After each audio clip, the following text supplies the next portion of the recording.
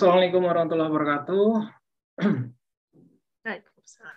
Teman-teman, hari ini malam ini ya kita berkesempatan untuk ketemu dengan seorang, saya sih manggilnya Mbak Dia ya, Bu Dia Putri Ambarwati.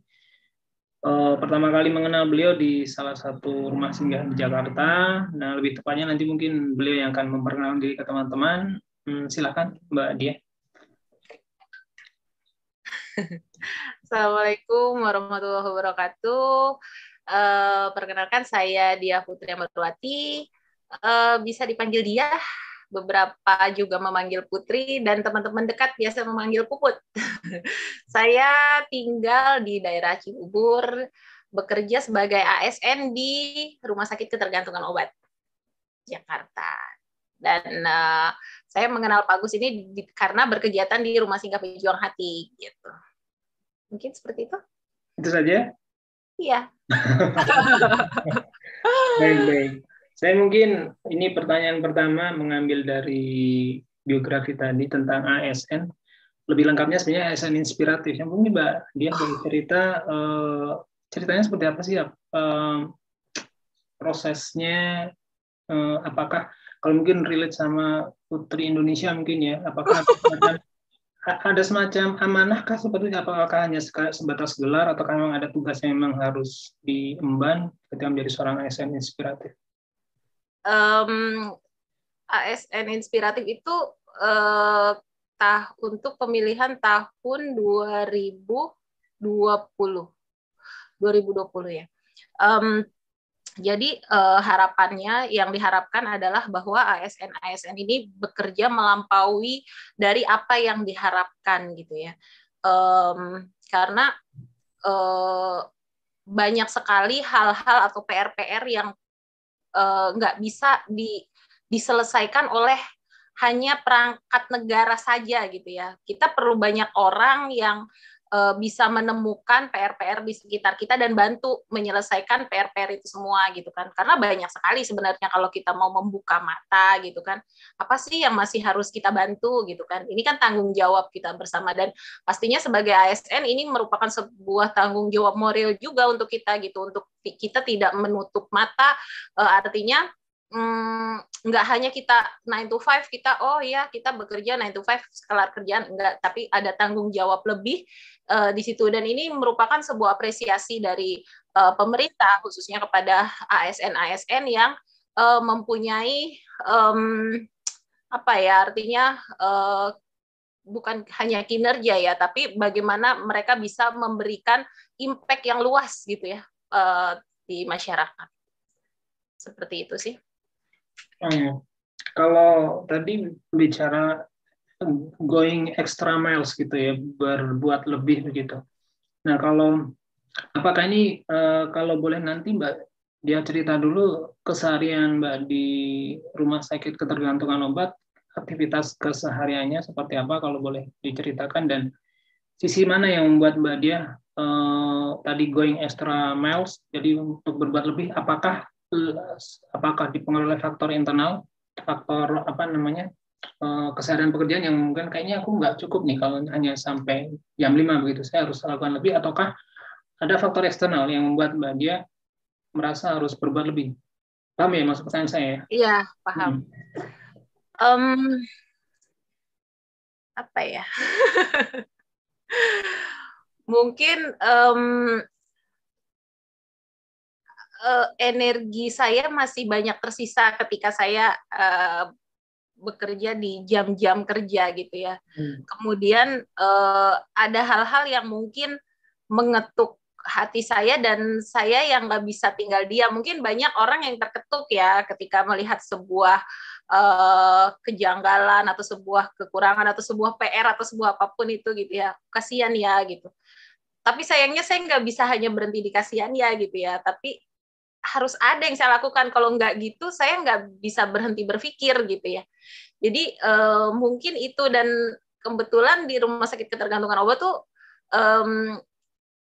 nggak terlalu banyak karyawannya tuh, menurut saya nggak terlalu banyak. Jadi kita tuh bisa menemukan orang-orang dengan minat yang sama dengan kita yang pada akhirnya mendukung apa sih kita punya niat seperti ini, kira-kira kita bisa temukan ekosistemnya tuh di mana yang bisa mendukung kita. Dan menurut saya memang pas banget gitu ya dengan teman-teman pada mendukung yang menjadi niat gitu, yang menjadi ya ayo benar-benar, dan mereka nggak hanya ayo aja, tapi memang benar-benar mendukung. Itu bersyukurnya sih seperti itu. Ya, jadi faktor internal juga berperan di sini ya berarti ya. Iya. Kalau boleh Mbak ceritakan, mungkin bagi sebagian orang nama rumah sakit ketergantungan obat mungkin belum familiar, mungkin barangkali ya. Mungkin kalau Mbak Dia boleh ceritakan seperti apa kondisi persisnya rumah sakit ketergantungan obat dan pasiennya siapa saja? Rumah sakit ketergantungan obat itu rumah sakit yang artinya memberikan pelayanan kepada orang-orang yang memiliki gangguan penyalahgunaan obat, zat adiktif seperti itu. Kemudian melayani juga orang-orang dengan gangguan jiwa murni. Tetapi selain itu kami juga ada pelayanan umum. Kemudian ada pelayanan lain-lain seperti fisioterapi, radiologi, seperti rumah sakit pada umumnya, cuma memiliki kekhususan di penata laksanaan pada orang-orang dengan gangguan jiwa dan gangguan penyalahgunaan obat atau nafsa dan zat adiktif lainnya.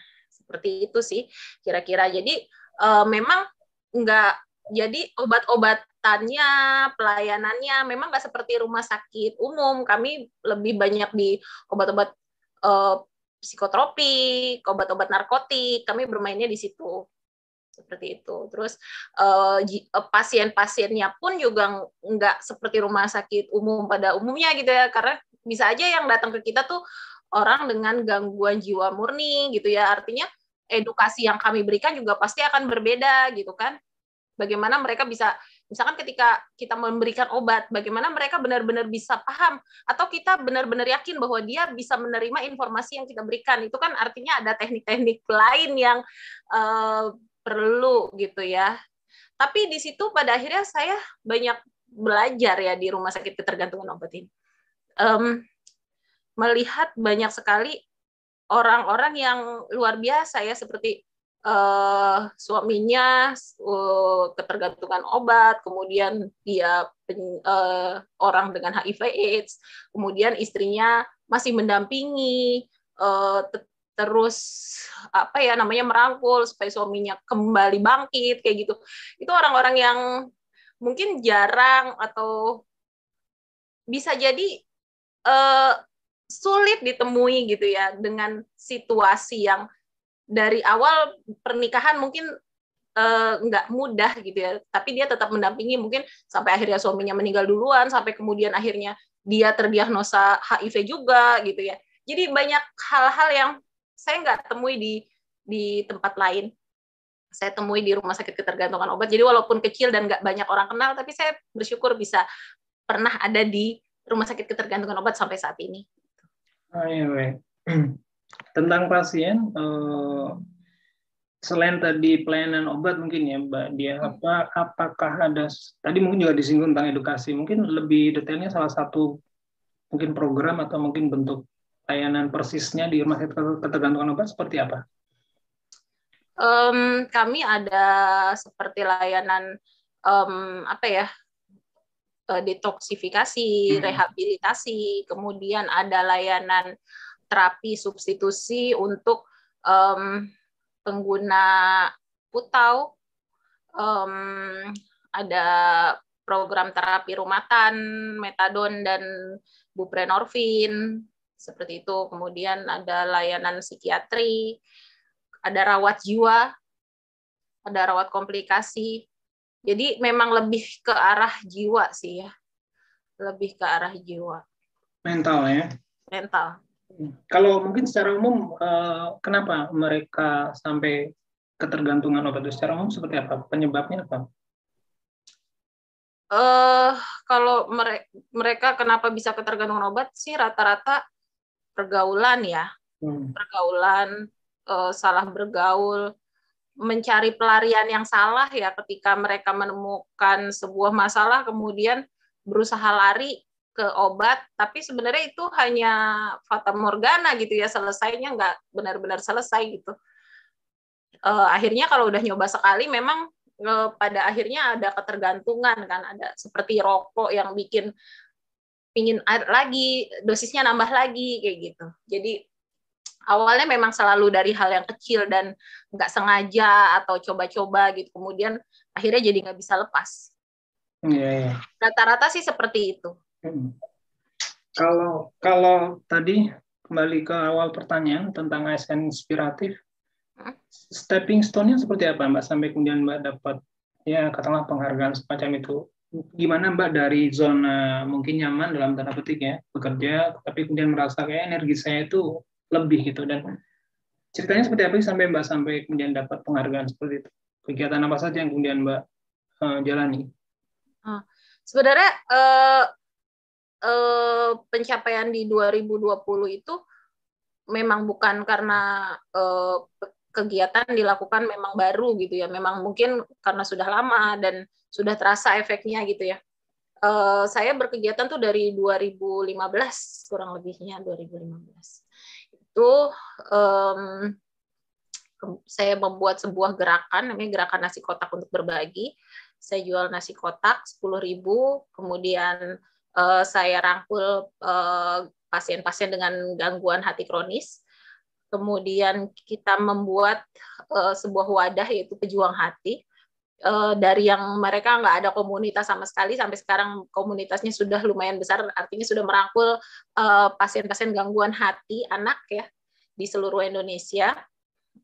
Kemudian pada tahun 2017 saya, Heri, dan Pak Tri membuat rumah singgah Pejuang Hati khusus untuk anak-anak dengan gangguan hati kronis.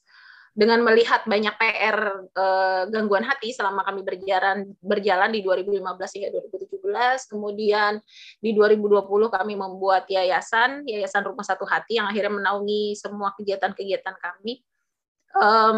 Dari situ akhirnya pada tahun 2020 itu ada sebuah event ASN inspiratif yang itu sebenarnya udah berjalan di tahun ketiga. Kemudian teman pergerakan juga sih sebenarnya, dia banyak membantu saya di pergerakan saya, terutama di awal-awal, terus memantau gitu ya. Itu mengajukan saya sebagai kandidat gitu ya. Terus saya pikir ya udahlah, nggak apa-apa juga gitu loh. Artinya kalaupun ini maju, bukan saya yang maju, tapi nama besar Pejuang Hati sih sebenarnya yang dimajukan gitu kan. Kalau saya mah hanya sebagian kecil aja sih harusnya gitu kan. Terus nggak juga memantau secara khusus gitu ya, tapi ternyata alhamdulillahnya lolos di 40 besar dari hampir 1.000 atau 1.000 lebih gitu ya kontestannya. Kemudian disaring lolos sampai ke 40 besar, kemudian lolos ke 10 besar. Nah itu kita akhirnya ada di terakhir di 10 besar itu. Baik, dari sekian banyak orang kemudian sampai ke 10 besar. Kemudian kalau yang Mbak Dia amati mungkin teman-teman yang juga meraih ASN inspiratif ini kategorinya apa saja yang Mbak temukan? Beragam ya, beragam. Ada yang disabilitas, kemudian dia juga concern dengan disabilitasnya dengan yayasan disabilitas. Kemudian ada yang memang membuat sebuah sistem yang memudahkan gitu ya, terutama di pekerjaan, atau membuat dampak yang lebih besar gitu. Misalnya ada di perikanan, kemudian ada yang punya pesantren, gitu ya, ada yang punya sekolah gratis gitu ya, ada yang punya rumah singgah juga. Jadi rata-rata sebenarnya orang-orang ini adalah orang-orang yang menangkap hambatan menjadi peluang untuk berbuat lebih, mungkin seperti itu ya. Jadi ketika hambatan, rintangan, PR gitu kan sebenarnya memang ada dalam kehidupan kita sehari-hari, tetapi bagaimana kemudian kita berpikir ini menjadi sebuah peluang untuk kita bisa, apa yang bisa kita lakukan gitu. Kira-kira seperti itu sih. Beragam ya. Pada intinya berarti kesamanya adalah impact yang lebih luas ya. Tadi Iya. dari yang semula mungkin manfaatnya untuk rekan-rekan satu profesi, kemudian bisa malah mungkin lintas profesi ya kan. Mungkin Mbak dia kan ya masih sama medis sebenarnya ya. Jadi ketergantungan obat ke hati itu kan masih tentang kesehatan juga. Mungkin juga ada yang lintas profesi ya. Tentang Yayasan Rumah Satu Hati ini, mungkin kalau dari persepsi Mbak Dia sendiri kan tadi beberapa kali disampaikan PR pemerintah begitu ya. Kalau dalam persepsi Mbak Dia sendiri sebenarnya pekerjaan-pekerjaan rumah seperti apa yang belum tuntas mungkin kalau yang Mbak Dia amati? Pekerjaan rumah di saat ini banyak. Terlalu banyak jadi kalau saya melihat cerita-cerita orang hebat yang lain, sebenarnya saya cuma merasa ya Allah, saya nggak seberapanya ya gitu ya. Mereka banyak yang lebih baik, lebih bagus gitu ya. Sempat kayak nggak kepikiran, kok dia bisa-bisanya kepikiran melakukan hal ini. Tapi ya itulah, orang dengan banyak passion ya, artinya ada yang passionnya ke putus sekolah, ada yang passionnya ke alam, ke lingkungan, ke sampah gitu ya. Nah, kebetulan saya mencermati ke anak-anak dengan gangguan hati ini yang pada saat saya bergerak hingga saat ini sih sebenarnya nggak banyak yang bisa mendampingi mereka, nggak ada sih sebenarnya ya, karena memang kurang populer gitu ya. Kemudian PR-nya memang terlalu banyak. Anak-anak gangguan hati ini nggak bisa sembuh sendiri gitu, mereka harus dapat hati baru dari orang lain. Nah, bagaimana kita juga akhirnya mengedukasi orang lain untuk bisa mendonorkan hati kan, artinya walaupun itu orang tuanya, tapi kan orang tuanya itu harus memberikan sesuatu dan itu sebuah organ gitu kan, artinya ini bukan perkara yang kayak donor darah aja kita minta orang untuk donor darah, nggak semudah itu kita nyuruh orang untuk donor darah, apalagi ini harus memberikan organ gitu kan. Jadi artinya banyak banget di sini yang masih bisa dikerjakan dari segi sosialisasi, bagaimana supaya masyarakat tuh lebih familiar kali ya, lebih familiar dengan kata-kata donor hati supaya orang juga nggak takut gitu. Sekarang donor darah aja orang familiar, tapi kalau ditodong gitu masih ada takut-takutnya gitu. Apalagi donor hati, orang belum pernah dengar gimana mau gitu kan. Jadi bagaimana ini supaya jadi familiar gitu, nggak takut, orang nggak takut untuk melakukan donor organ sih seperti itu. Iya, kalau nggak salah 2015 ya waktu itu ya awalnya. Nah itu ceritanya seperti apa Mbak? Apakah berawal dari diskusi dengan teman-teman atau mungkin Mbak melakukan perjalanan sampai kemudian menemukan situasi itu? Awalnya seperti apa? Awalnya karena iseng aja sih di Facebook kan, beranda Facebook tuh kan kadang lalu lalang aja gitu. Nah terus ada status seorang ibu yang anaknya menderita atresia biliar sebenarnya. Itu doang, sesimpel itu gitu. Terus ya itu tadi, karena baca nggak bisa sekedar kayak baca aja gitu, kayak harus kayak apa sih gitu. Aku pernah baca tentang atresia biliar ini, tentang waktu Koin Cinta Bilqis tuh, aku ngikutin gitu kan. Terus kayak penasaran aja, kayaknya harus kenal nih sama ibu ini gitu. Jadi saya datengin si ibu ini ke RSCM waktu itu.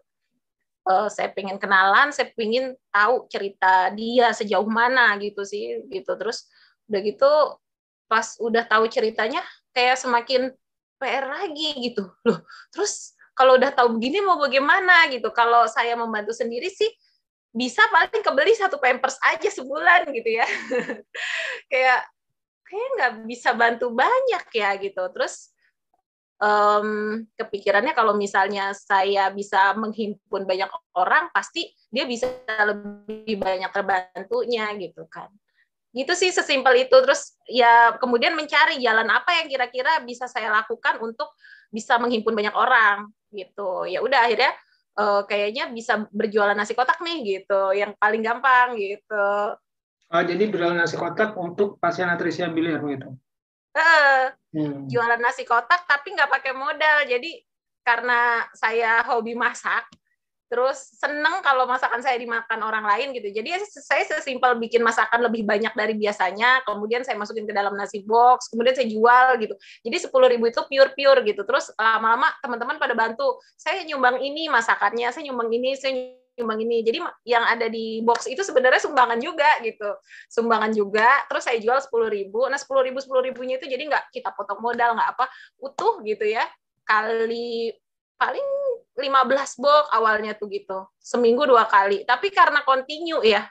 Apa-apa tuh karena continue. Jadi akhirnya terkumpul. Ntar kalau udah 2 kali jualan langsung kita donasikan. Kemudian nyari pasien baru lagi. Siapa lagi nih gitu kan. Akhirnya nyari-nyari info mana lagi anak-anak gangguan hati kayak gitu. Jadi nyari dari satu pasien ke pasien yang lain sampai nyamperin. Misal rumahnya di mana di Citayam, kita ke Citayam gitu. Gitu sih seru. Jadi gerakan nasi kotak ini yang kemudian mengantarkan ke aktivis sosial lain ya Mbak ya? Ya, awalnya ini memang benar-benar gerakan nasi kotak ini yang menjadi jalan saya untuk akhirnya bisa ketemu banyak orang, bisa tahu kehidupan cerita-cerita mereka gitu yang mungkin kalau saya nggak di sini saya nggak tahu gitu loh. Kok ada ya ceritanya seperti itu gitu ya. Jadi luar biasa sih bisa kenal dengan pejuang-pejuang hebat gitu. Iya, ya. Dari nasi kotak ke pasien atresia biliar. Nah, sekarang tentang Yayasan Rumah Satu Hati.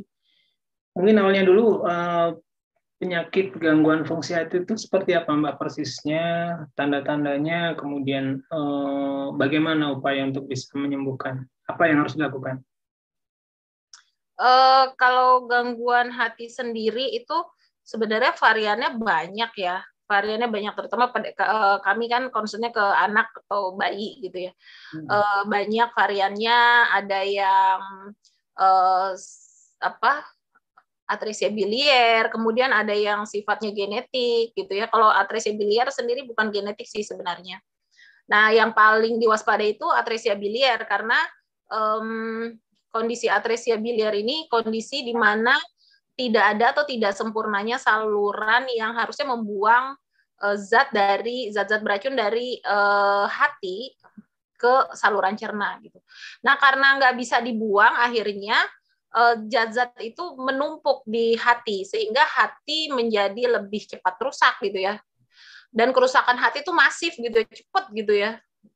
Nggak apa karena ini organ paling vital kan hati itu. Gitu. Jadi memang kalau tidak ada tindakan sebelum 100 hari kelahiran itu hatinya udah terlanjur rusak dan nggak ada jalan lain selain harus transplantasi hati. Tapi kalau bisa diberi tindakan kasai, yaitu dibuatkan saluran menggunakan saluran cerna anak itu sendiri ke hatinya gitu ya sebelum usia 100 hari, biasanya anak itu bisa bertahan lah. Artinya transplantasi hati ini bukan sesuatu yang situ, bukan sesuatu yang segera gitu. Bisa sampai beberapa tahun. Kami temui sampai ada yang usia 16 tahun bisa bertahan dengan kasainya. Seperti itu. Kemudian ciri-cirinya karena harusnya zat warna kuning yang ada di hati itu harusnya keluar lewat saluran cerna, lewat saluran itu. Tapi kan nggak bisa karena salurannya itu nggak ada atau nggak sempurna. Akhirnya si zat warna kuning itu ke darah. Akhirnya mewarnai kulit, mewarnai mata, kayak gitu, kuku, kayak gitu-gitu ya. Jadi yang paling mudah ditemui itu adalah warna kuning di kulit, di mata, seperti itu. Kemudian karena zat warna kuningnya nggak sampai ke saluran cerna, artinya fesesnya yang harusnya warnanya kuning, warnanya jadi dempul karena tidak terwarnai. Makanya fesesnya akhirnya jadi warnanya dempul, harusnya kan kuning, tapi nggak ada salurannya, jadi akhirnya warnanya dempul. Kemudian air seni juga warnanya lebih seperti teh gitu ya, lebih pekat gitu. Yang paling mudah ditemui sih itu. Kemudian kalau untuk varian lain seperti Alagille syndrome, Karolidisis itu biasanya nggak di tahun-tahun pertama. Biasanya munculnya udah 2 tahun baru kelihatan kuning kayak gitu. Nanti ketika diperiksa ada ciri khas anak-anak gangguan hati ini. Biasanya kalau atresia biliar tuh wajahnya hampir mirip Alagille syndrome pun begitu. Jadi ada ciri khas mereka gitu. Seperti itu sih kira-kira. Kalau tadi tindakannya 2 ya, transplant sama kasai ya. Biasanya kalau transplant apa syarat-syarat yang harus dipenuhi, untuk kasai juga seperti apa? Kalau kasai itu hanya dilakukan pada anak dengan atresia biliar ya, artinya ketika tidak ada saluran maka dibuatkan saluran gitu. Kalau Alagille syndrome dia salurannya ada. Alagille syndrome tuh salurannya ada, tapi ada sindrom itu kan kumpulan gejala ya, jadi kumpulan penyakit ya, jadi kumpulan penyakit itu ada, jadi ada di jantung, ada di mata gitu, tapi ada ciri-ciri khusus kayak tulang punggungnya berbentuk kupu-kupu gitu, jadi ada ciri-ciri seperti itu. Berarti kalau yang bisa dikasai hanya anak-anak dengan atresia biliar. Kemudian kalau kasai juga nggak efektif kalau dilakukan lebih dari 100 hari. Jadi maksimal itu di 100 hari. Kemudian kalau transplantasi hati sendiri itu bisa dilakukan kalau memang artinya kondisi anaknya baik, tidak memiliki infeksi-infeksi lain penyerta gitu ya. Kemudian kondisi gizinya baik. Seperti kita tahu bahwa anak-anak dengan gangguan hati ini memiliki masalah serius dengan status gizi mereka gitu. Rata-rata mereka datang itu kondisi gizinya buruk gitu ya, kurang seperti itu. Karena memang karena hati itu fungsinya untuk memetabolisme lemak dan protein, tubuh jadi gagal memetabolisme lemak dan protein sehingga apapun yang mereka konsumsi tidak, akhirnya nggak jadi daging gitu ya, jadi kurus aja gitu. Nah, mereka akhirnya harus mengkonsumsi susu khusus gitu kan. Terus ada pendonor pastinya, orang tuanya dalam hal ini yang paling direkomendasikan. Oh ya, kan itu masih kurang dari 100 hari ya, dalam arti masih kecil ya, masih mungkin dibilang masih bayi. Secara mungkin secara psikologis atau mungkin tantangannya apa Mbak dengan masih kecil tapi kemudian harus dioperasi, biasanya apa faktor-faktor yang harus dipertimbangkan? Sebenarnya sih ini memang malah cepet-cepetan ya, harusnya ketika orang tuh kadang-kadang gini loh, yang menjadi prihatin itu ketika orang tua udah sadar nih anaknya kuning, terus dibawalah ke vaskes terdekat gitu ya, tapi cuma dikasih saran, oh dijemur, dikasih ASI gitu. Terus orang tuanya udah karena denial juga, oh nggak apa-apa nih anak aku gitu kan ya, dikasih ASI, dijemur. Akhirnya itu berlanjut sampai di usia 2 bulan, 3 bulan gitu. Pas udah 3 bulan baru dia periksa ke dokter anak dengan serius gitu, baru ketahuan gangguan hati, tapi udah lewat dari 100 hari kan udah telat. Nah, orang tua kadang-kadang juga udah kayak denial di fase-fase di awal kan, nggak apa-apa nih anak aku emang cuma kurang ASI doang, kurang jemur doang gitu. Harusnya ketika anak itu kelihatan kuning lebih dari 2 minggu, itu udah harus curiga dan memang ada indikasi untuk ke gangguan hati kronis. Kalau 2 minggu tuh belum ada perbaikan kondisi kuningnya itu. Seperti itu. Jadi memang harus ngebut sih di awal-awal itu, memang kasihan ya, maksudnya masih bayi, masih merah gitu ya, harus kayak begitu. Tapi memang semakin cepat semakin baik. Oh iya. Jadi kalau mereka yang ketergantungan obat kan ada RSKO ya. Mereka yang atresia biliar misalnya, gangguan fungsi hati, ada rumah sakit yang selama ini bisa menjadi media untuk penyembuhan? Sebenarnya kalau di rumah sakit di daerah, Kasai sudah bisa melakukan. Di rumah sakit daerah Kasai sudah bisa melakukan. Mungkin kita bisa lebih edukasi ke orang tuanya ketika ada pasien yang terhubung dengan kami dan mereka ada di daerah, biasanya kami edukasi, ini kalian begini stepnya gitu ya, supaya sampai ke Kasai itu gitu ya. Kemudian bagaimana mereka harus memantau kondisi setelah Kasai juga kan banyak komplikasinya gitu ya. Terus kalau untuk yang transplantasi hati memang saat ini hanya ada di Rumah Sakit Cipto di Jakarta.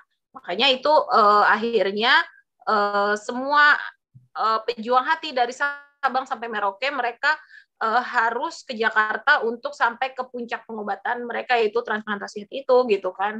Nah ini kan artinya menjadi sebuah PR sendiri kan, PR lagi gitu kan, kalau nggak mau ini jadi masalah sosial ya kan, orang datang ke sini nggak ada tempat tinggal gitu kan, ini kan jadi masalah sosial lagi kan, harusnya ekonomi kan, mereka datang ke sini nggak punya pekerjaan gitu kan, ini benar-benar jadi masalah yang kompleks gitu ya, jadi kompleks kalau misalkan nggak ada yang punya solusi di sini gitu kan, seperti itu sih kira-kira.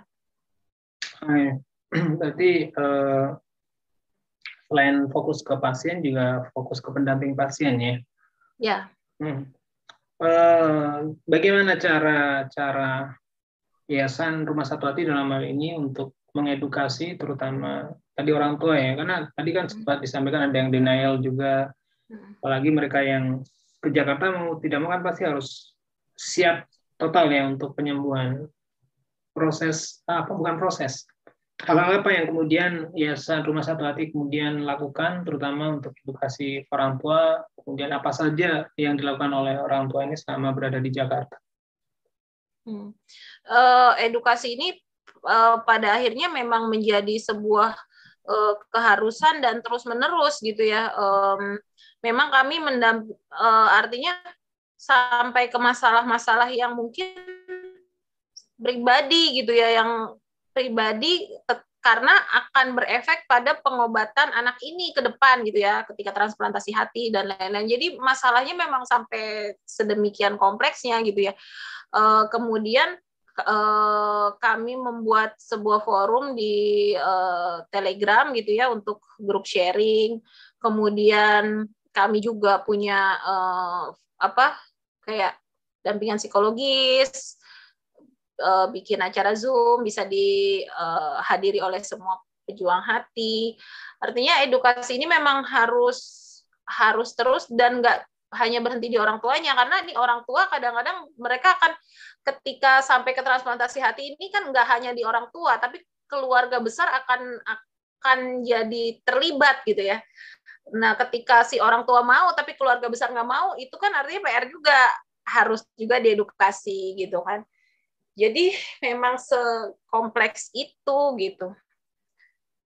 Untungnya dengan adanya ya itu tadi ya, si corona ini, si kondisi pandemi COVID ini, yang tadinya kita nggak terbiasa pakai Zoom ya kan, kita harus benar-benar berbondong-bondong datang ke daerah untuk kayak mengedukasi keluarga demi keluarga gitu ya. Kalau sekarang kan bisa difasilitasi Zoom seperti ini kan, sebenarnya lebih enak, lebih familiar. Kami bisa menyentuh pasien-pasien di daerah juga kayak gitu. Edukasi terus menerus. Tiap bulan kami ada pertemuan rutin untuk pejuang hati. Ya. Nah sekarang kalau bicara pasien begitu,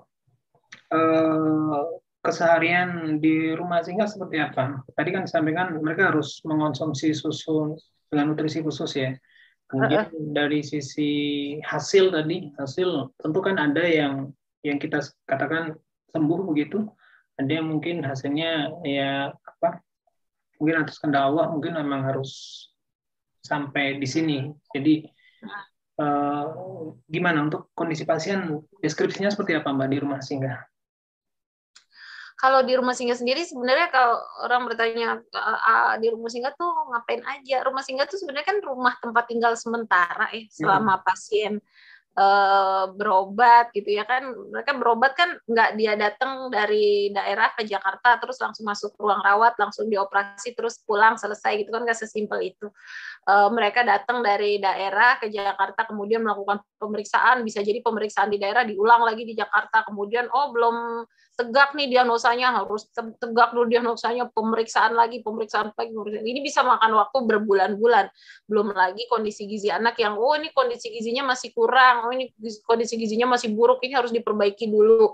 Belum lagi kalau kondisi pendonornya belum ideal, misalkan ini berat badannya masih kelebihan. Oh, ini masih ada PR di sini, ada PR di sini gitu kan. Artinya mereka selama menunggu itu sampai anaknya bisa dilakukan transplantasi itu mereka tinggal di rumah singgah. Jadi kegiatannya ya kurang lebih sama dengan rumah-rumah yang lainnya gitu ya. Artinya mereka keseharian seperti biasa, ketika waktunya kontrol mereka akan kontrol. Bedanya di rumah singgah ini mereka itu jadi seperti pusat ya, artinya rumah singgah itu bukan hanya milik 7 keluarga atau 7 pasien yang tinggal di situ gitu, tapi rumah singgah ini sebenarnya milik semua pejuang hati. Jadi kalau pulang kontrol, pejuang hati yang lain akan mampir ke rumah singgah, ngobrol, sharing gitu ya. Kemudian untuk beberapa kegiatan seperti pelatihan kemandirian kami juga adakan di rumah singgah kayak gitu. Kemudian orang tuanya kami juga berdayakan untuk relawan-relawan teman-temannya, misalkan banyak yang dirawat kan, banyak yang dirawat mereka akan nganterin makan, kemudian mengantarkan keperluan-keperluan yang dibutuhkan seperti susu pampers dan lain-lain. Seperti itu. Jadi kegiatan lebih ke kegiatan kerelawanan dan kegiatan sehari-hari pada akhirnya gitu. Selain yang utama adalah pengobatan anak-anak mereka sih. Itu aja sih sebenarnya keseharian mereka ya seperti itu. Seperti orang-orang yang lainnya. Iya, iya. Kalau untuk penyembuhan nih, kalau misalnya mereka yang katakanlah sembuh gitu, tindakan pasca penyembuhannya apakah ada? Apakah ketika mereka sudah status sembuh, apakah kemudian tidak perlu lagi ke Jakarta begitu, ataukah memang harus selalu rutin kontrol? Dan kemudian bagaimana ketika misalnya ini ada salah seorang pasien yang memang setelah berusaha semaksimal mungkin, tapi ternyata mungkin Allah berkehendak lain, gimana proses pemulangan kembali ke kampung halaman? Adakah kesulitan yang dihadapi sejauh ini? Kalau sekarang sih kami sudah banyak ya, karena ini sudah proses yang bertahun-tahun ya. Sekarang sih kami udah banyak menemukan celah-celah di mana kami bisa menemukan kemudahan gitu ya, trik-trik apa yang bisa kami lakukan untuk pemulangan jenazah gitu ya. Kalau di awal-awal ya kami juga bingung. Pokoknya waktu itu sempat waktu awal-awal berkegiatan kami belum punya uang tuh. Saya, Heri, Pak Tri, kalau misalkan ada yang meninggal tuh ketok-ketok, aduh siapa yang punya uang nih, ada pasien meninggal gitu kan. Kita urunan-urunan gitu. Itu sempet yang kayak gitu-gitu tuh gitu. Tapi sekarang sih alhamdulillah kita udah tahu caranya, udah tahu jalannya gitu kan, dimana kami bisa menemukan cara untuk memulangkan pasien dalam kondisi meninggal, karena kan memang biayanya lebih besar ya karena kargo gitu kalau misalkan naik pesawat. Terus kalau darat sekarang kami udah ada ambulans gitu ya. Kayak gitu sih. Dan yang berpulang itu tetap mereka ada di grup pejuang hati. Istimewanya itu. Jadi kami memang mengkondisikan pejuang hati itu keluarga. Yang namanya keluarga itu kalau udah masuk nggak mungkin keluar gitu kan.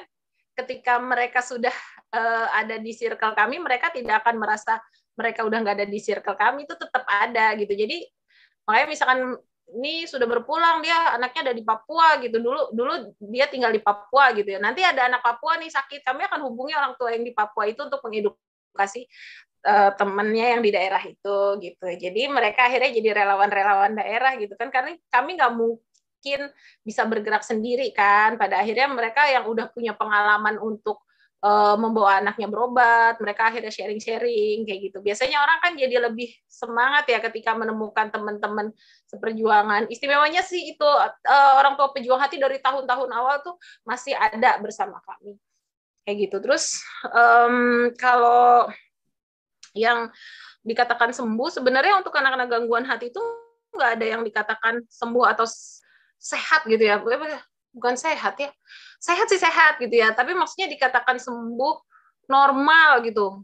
Nggak bisa seperti itu. Semuanya harus tetap dikondisikan dengan rumah sakit gitu. Karena anak-anak post transplant pun mereka masih harus kontrol rutin, tahunan ya minimal, terus udah gitu mereka masih minum obat seumur hidup untuk obat-obat penekan imun tubuh, karena anak-anak ini kan mendapatkan organ baru dari luar, artinya kalau imun kita tidak ditekan akan menjadi dianggap benda asing dan akhirnya menjadi rejeksi. Nah, rejeksi ini sebenarnya yang paling memang mengancam jiwa anak-anak post transplant. Makanya mereka harus minum obat anti rejection, obat penekan imun tubuh seumur hidup. Ada efeknya itu untuk tubuh, Mbak? Untuk apa? Untuk tubuh apakah ada efek tertentu? Karena seumur hidup kan ya? Iya, seumur hidup. Kalau dibilang efek, semua obat sebenarnya ada efeknya. Tapi bagaimana perbandingan antara manfaat dan mudaratnya?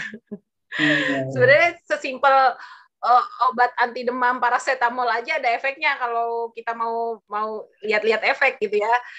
Apalagi obat penekan imun tubuh pasti ada efeknya gitu. Tapi memang anak-anak ini lebih bahaya kalau nggak minum gitu. Kalau nggak mengkonsumsi obat ini maka lebih terancam jiwanya. Jadi efek-efek lain ya dikesampingkan, pada akhirnya masih bisa dikondisikan kan, mereka masih terus dipantau kayak kondisi hatinya, kondisi ginjalnya, kondisi obat dalam darahnya, semuanya kan dipantau terus.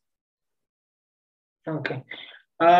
Tadi ketika mereka harus transplant dan ini harus ke Jakarta dan tadi disampaikan sebagai puncak pengobatan, apakah pernah ketika kemudian mereka sudah ke Jakarta ke RSCM tapi kemudian ternyata RSCM belum siap atau mungkin harus ada tindakan lebih lanjut dan itu katakan harus ke rumah sakit di luar negeri, pernah semacam itu, Kak? Sebenarnya sih sejauh ini bisa dilakukan di RSCM di Indonesia ya, Kak. Kita bilangnya bukan di RSCM ya, karena RSCM itu mewakili Indonesia ya. Bisa dilakukan di Indonesia. Memang hanya beberapa pemeriksaan memang mungkin alatnya memang belum ada gitu di Indonesia. Misalnya kayak waktu itu pasien kami harus cek urin ke Amerika, urinnya tapi yang ke Amerika, cek urin di Amerika, kemudian harus tes genetik di Jerman gitu ya. Darahnya yang dibawa ke Jerman, anaknya tetap di sini. Kayak gitu. Jadi memang pemeriksaan itu dan itu nggak di-cover sama BPJS pastinya tuh. Jadi memang tapi harus karena artinya atau rencana pengobatan dokter itu kan mereka akan berdasarkan diagnosa yang tegak gitu ya. Nah, bagaimana penegakan diagnosa ini kan harus dilakukan pemeriksaan itu dulu gitu. Oh, ini bukan, ini patah, ini bukan, ini patah, ini bukan, ini patah gitu. Tapi semua harus diikutin gitu kan. Kayak gitu. Kalau sejauh ini sih bisa dilakukan di Indonesia gitu. Yang untuk operasinya ya, untuk operasi transplantasi hatinya. Yeah. Gitu. Kalau di daerah juga bisa, tapi untuk KASE ya? Iya, di daerah hanya Kasai. Kalau untuk transplantasi hati, programnya di RSCM aja, di Jakarta. Oh iya. Jadi kan PR-nya banyak, kemudian ternyata apalagi setelah kemudian memutuskan untuk mengambil salah satu PR, ternyata juga lebih banyak lagi PR-nya. Gimana kiat Mbak Dia, atau mungkin lebih tepatnya gimana ya kiat Yayasan Rumah Satu Hati untuk bisa survive gitu. Tadi sempat diceritakan kan dulu ketika kami nggak punya uang, akhirnya harus. Nah sekarang kan ini masih survive nih Yayasan Rumah Satu Hati. Kalau nggak salah waktu itu juga sempat salah satu postingan ya, ini kita mau perpanjang sewa kontrak ini in general gimana kiat Mbak Dia dalam hal ini dan juga mungkin teman-teman di Yayasan Rumah Satu Hati untuk bisa survive. Kita sudah komitmen nih untuk mendampingi para pejuang hati. Kiatnya apa? Tetap bisa survive. Tidak hanya secara finansial tidak ya, tapi mungkin secara campaign sosial apa saja yang dilakukan. Mungkin iya, bisa juga. Sebenarnya ini lebih kayak apa ya? Kadang sebagai ini kadang manusiawi ya ketika kita kayak apa sih kayak kita berbuat apapun kayak nggak ini masalahnya jadi semakin kompleks, masalahnya semakin besar, penyintasnya semakin banyak gitu ya. Kayak pentok gitu ya. Sebenarnya kayak gitu. Cuma kalau kita berpikir lagi, kalau ini kita sambil jalan, bagaimana kalau kita nggak jalan? Berarti tetap harus jalan gitu. Jadi yang penting jangan berhenti gitu. Yang penting jangan mundur. Kalau misalkan capek ya udah jalan aja, nggak usah lari-lari gitu ya. Tapi tetap harus berjalan karena kalau misalnya kami berpikir capek, kami mau berpikir berhenti gitu. Kami berpikir anak-anak gangguan hati ini sama siapa gitu. Jadi memang pada akhirnya kita semua harus memaintain diri kita masing-masing untuk kayak tetap harus bisa gitu ya. Jadi itu tadi kalau dibilang tipsnya apa ya, semakin banyak orang yang tahu, semakin banyak orang yang care, semakin banyak orang yang aware gitu ya. Bukan pada kami, tapi pada kondisi-kondisi ini loh. Ini sebenarnya bukan masalah kami, tapi ini masalah kita semua gitu. Kami nggak mungkin bisa jalan sendiri gitu kalau nggak ada Pak Agus dengan accessibility awareness-nya, ada komunitas-komunitas lain, kami juga nggak mungkin bisa survive ada di sini gitu. Kami nggak mungkin bisa jalan sendiri dengan banyaknya pekerjaan rumah yang ada gitu ya. Yang menghimpun banyak sekali kebaikan itu luar biasa. Jadi semangat sih kalau misalkan banyak teman-teman gitu yang merasa ya bisa bantu apa nih, bisa bantu apa, aduh senang banget gitu ya. Itu sih sebenarnya energi kami itu dari situ. Ya, ya. Jangan berhenti ya, never stop ya. Iya. Baik. Kalau tadi bicara pekerjaan rumah nih, lagi-lagi pekerjaan rumah, saya tadi jadi kepikiran begini, Mbak. Ini kan apapun pasti akan berakhir ya. Ketika nanti, itu mungkin bisa jadi salah satu pekerjaan rumah untuk Yayasan Rumah Satu Hati. Ketika nanti Mbak Dia dan teman-teman dalamnya sebagai penggerak utama, kemudian pasti ada masa ketika kemudian harus berhenti ya. Ketika fisik tidak lagi mampu, kemudian mungkin ya terutama fisik ya. Adakah semacam PR yang memang jangka panjang, apa sebenarnya yang akan menjadi agenda ke depan bagi Yayasan Rumah Satu Hati? Apakah regenerasi seperti itu, ataukah mungkin yang lain? Kalau nggak salah kan kemarin juga kita masih kontrak nih rumahnya kan. Ingin sekali punya, kalau nggak salah itu Pak Tri pernah sampaikan pengen punya rumah sakit khusus hati ya. Kira-kira apa namanya? Ya mungkin impian besar Yayasan Rumah Satu Hati apa yang mungkin kalau saya tidak bermaksud mengatakan ini hal kecil, bukan, tapi artinya kalau setiap hari kita kemudian berdampingan dengan perjuangan itu kan memang sudah menjadi semacam kebiasaan ya. Tapi pasti ada suatu yang hal besar yang ingin diraih, suatu yang memang supaya semakin memotivasi Mbak Dia dan teman-teman untuk kita nggak boleh berhenti karena kita masih punya ini. Kira-kira apa hal besar yang ingin dicapai oleh Yayasan Rumah Satu Hati? Iya, kalau punya rumah sendiri itu pasti impian ya. Aduh, luar biasa ya. Pengen punya rumah sendiri gitu. Artinya kita bisa memberikan lingkungan yang lebih layak ya daripada yang kita bisa berikan pada saat ini gitu kan ya.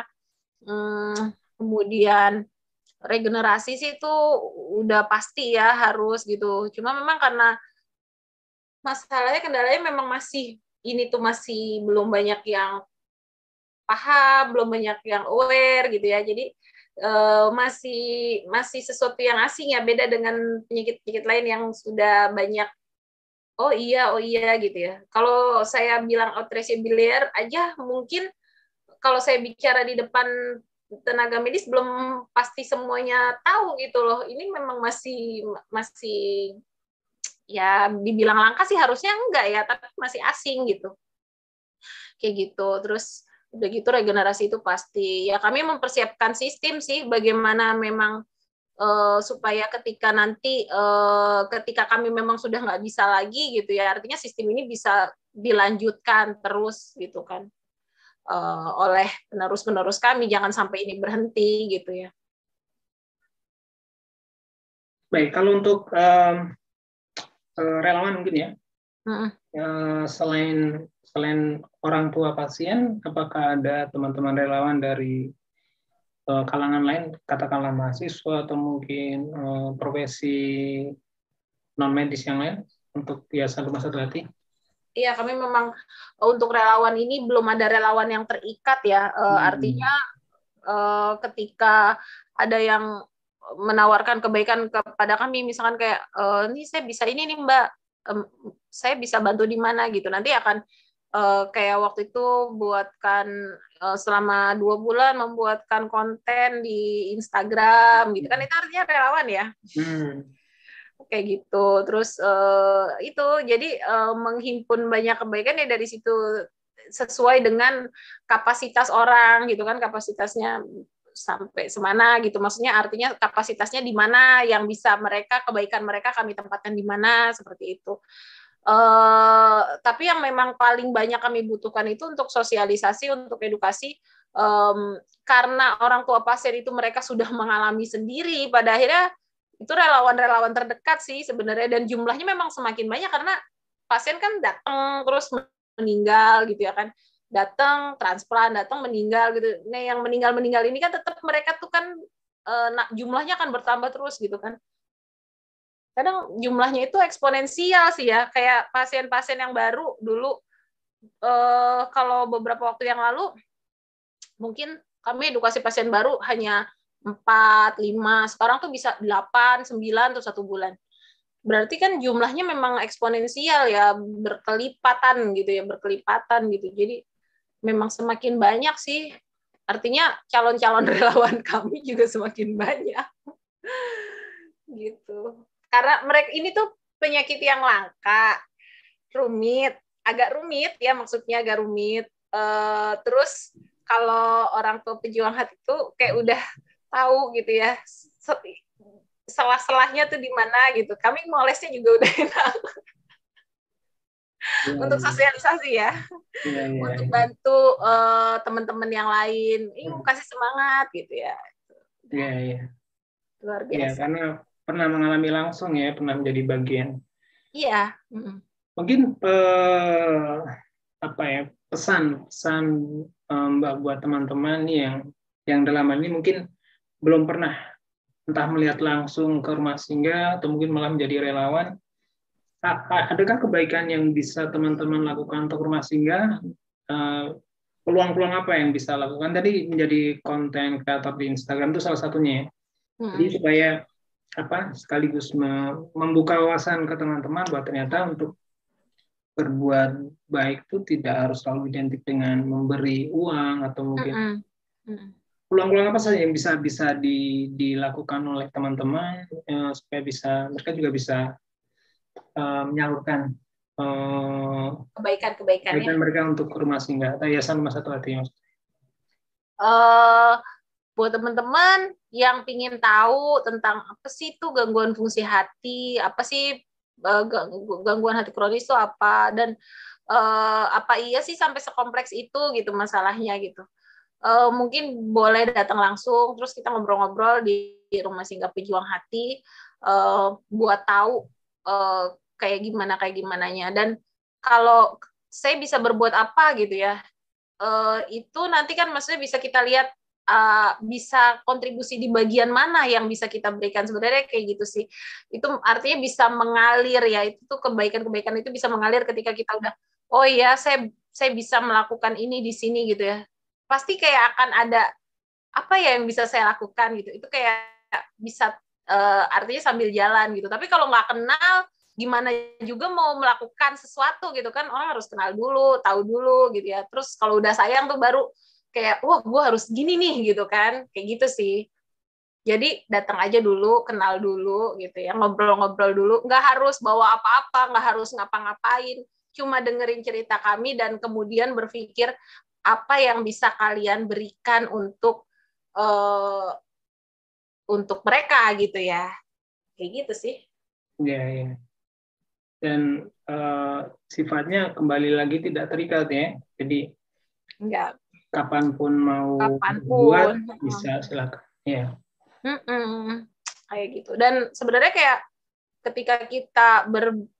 ketika kita berbuat untuk orang lain kan kesannya kayak kita menolong dia, padahal sebenarnya kita juga menolong diri kita. Artinya gini, ketika kebaikan kita diberi tempat itu tuh sesuatu yang priceless.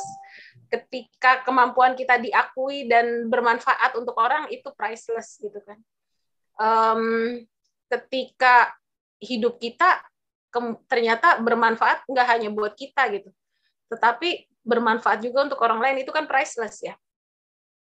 Artinya sebenarnya bukan hanya soal kita memberi, tapi sebenarnya ini impact-nya balik lagi ke kita sendiri. Ini ada kepuasan yang nggak bisa diungkapkan dan nggak terbayar. Iya. Jadi simbiosis mutualisme ya. Ya. Memberi pada saat kita memberi, sebenarnya kita juga menerima pada esensinya Saat yang seperti itu. sama. Iya. Sejauh ini support dari teman-teman seperti apa? Maksud saya orang-orang baik ini sejauh ini seperti apa, Mbak? Boleh ceritanya? Mereka biasanya datang, apakah mereka pribadi sendiri atau mungkin mereka malah ada yang mengusulkan untuk buat sebuah event tertentu? Supportnya seperti apa sih yang diberikan oleh teman-teman orang-orang baik begitu untuk Yayasan Rumah Satu Hati? Rupa-rupa ya, macam-macam. Ada yang datang kepada kami memberikan support, bikin acara apa, kemudian sampai ada trainernya, sampai ada ininya gitu ya. Banyak banget. Terus ada juga yang kayak dari perusahaan ya, misalkan mereka continue setiap tahun gitu ya datang kepada kami gitu. Terus ada yang dari misalkan kayak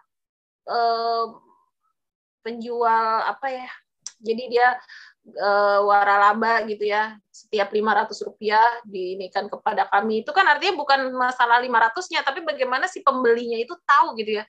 Oh, jadi setiap aku beli, aku ada ini gitu ya. Program-program yang seperti itu. Belum lagi Appreciable Awareness yang setiap tahun juga mempunyai program-program yang berkesinambungan dengan Yayasan Rumah Satu Hati, Rumah Singgah Pejuang Hati.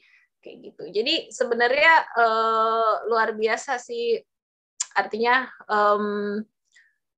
teman-teman tuh udah kayak kalau udah kenal sama kita, udah cinta ada di jalan ini tuh kayak udah apalagi yang bisa kita lakukan ya, apalagi yang bisa kita lakukan ya, dan senang kalau seperti itu. Kan nggak harus kita yang yuk melakukan ini, tapi ide itu datang dari mereka. Oh iya ya benar juga ya, kepikiran juga ya hal-hal yang kayak gitu. Itu sih. Ya, ya. Mungkin asumsi saya nih, pasti banyak sekali momen-momen berat ya buat Mbak Dia secara fisik ataupun mental. Tapi pertanyaan saya, sejauh ini setelah kurang lebih 6-7 tahun dengan Yayasan Rumah Satu Hati, hal apa yang Mbak Dia syukuri sejauh ini? Yang disyukuri banyak sih. Kalau tanpa pejuang hati mungkin saya nggak akan ketemu banyak orang hebat gitu ya. Pergaulan saya mungkin nggak seluas ini, kemampuan saya mungkin nggak sebanyak ini gitu ya. Keberanian saya pun juga, pemahaman tentang dunia itu mungkin nggak sedalam ini gitu. Karena pada akhirnya saya harus belajar tanpa saya harus mengalami gitu. Ya kan, kemudian circle pertemanannya jadi luas, banyak hal yang saya syukuri sebenarnya. Kalau saya tanpa pejuang hati itu bagaikan apa ya, bagaikan debu ya, nggak ada apa-apanya gitu ya. Jadi sebenarnya bukan kita ini yang hebat, tapi mereka yang hebat, dan kami hanya ada di samping mereka gitu. Kadang-kadang orang hebat itu nggak sadar kalau dirinya hebat gitu. Jadi kami mendampingi mereka, perjuangan mereka yang memang sudah hebat itu gitu. Jadi kalau tanpa pejuang hati mah aku bukan apa-apa. Ya, jadi lebih wawasan juga teman-teman jadi lebih luas begitu ya. Iya benar. Mungkin kalimat penutup Mbak untuk teman-teman siapapun in general gitu, baik mereka yang ingin berbuat baik atau mungkin mereka yang ingin mengenal rumah singgah ya sama Satu Hati maksud saya, atau mungkin kalau mungkin secara umum tentang kondisi anak barangkali ya tadi kan ada yang mengalami gangguan fungsi hati semacam itu, pesan untuk teman-teman nih supaya mereka Ya. lebih tahu tentang Yayasan Rumah Satu Hati. Mungkin general aja ya. Buat saya yakin kalau Indonesia tuh nggak kekurangan orang baik gitu ya. Banyak sekali orang-orang baik. Anak muda sekarang juga hebat-hebat gitu ya. Pinter, luar biasa gitu ya kemampuannya gitu ya. Ketika terfikir untuk berbuat baik, ketika terfikir untuk berbuat sesuatu yang lebih dari sekedar untuk diri sendiri, lakukan gitu. Jangan kebanyakan mikir nanti begini nanti begitu gitu. karena kalau kita udah melangkah itu semuanya akan berjalan dengan begitu aja gitu ya. Artinya jangan terlalu berpikir rumit gitu. Kalau kita udah punya niat untuk, wah harusnya saya bisa melakukan ini, udah lakukan. Jangan terlalu berpikir rumit gitu. Karena pasti di Indonesia ini banyak banget hal yang masih kita bisa lakukan gitu ya. Banyak banget kalau mau kita temukan, dan bisa dicari sesuai dengan keinginan, sesuai dengan minat, sesuai dengan passion, kayak gitu. Banyak hal. Ya. Jadi meminjam salah satu jargon e-commerce, mulai aja dulu. Kalau untuk Yayasan Rumah Satu Hati, datang aja dulu ya. Datang aja dulu ya. Iya. Datang dulu, kenal dulu gitu ya. Iya. Baik, insya Allah cukup ya Mbak ya. Oh ya, oke. Terima kasih banyak atas waktunya. Mudah-mudahan dalam waktu dekat segera punya apps ya. Jadi lebih lebih mengglobal lagi, lebih menggurita lagi. Waduh.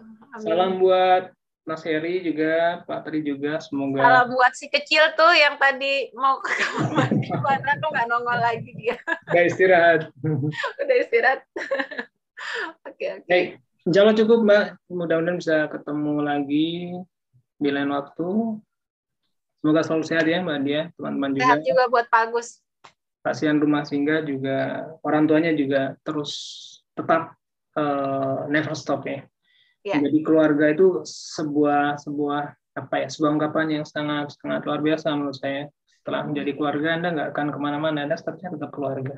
Entah Anda kembali lagi atau enggak, tapi Anda pernah menjadi bagian dari keluarga ini. Itu mungkin sesuatu yang secara tidak langsung mengikat secara emosional ya. Tidak ada paksaan di situ, cuma kembali ke kesadaran diri masing-masing. Kita pernah berjuang bersama di sini, kita pernah bersama-sama di sini. Mudah-mudahan dengan nama Yayasan Rumah Satu Hati itu, teman-teman baik relawan ataupun orang tua pasien rumah singgah dalam hal ini juga mereka bergerak karena satu hati itu yang akan lebih membuat ya survive. Ikatan emosional itu yang akan menjadi membuat mereka akan selalu kembali. Dan saya lihat ketika di beberapa postingan di Instagram, mereka tidak sekedar kembali secara fisik, mereka juga memberikan ilmu mereka, memberikan sebagian rezeki mereka, itu luar biasa. Terima kasih Mbak Dia sudah menjadi inspirasi buat teman-teman. Semoga sehat. Terima kasih. Assalamualaikum warahmatullahi wabarakatuh. Saya izin live ya. Iya Pak, terima kasih ya Pak. Ya. Assalamualaikum. Salam.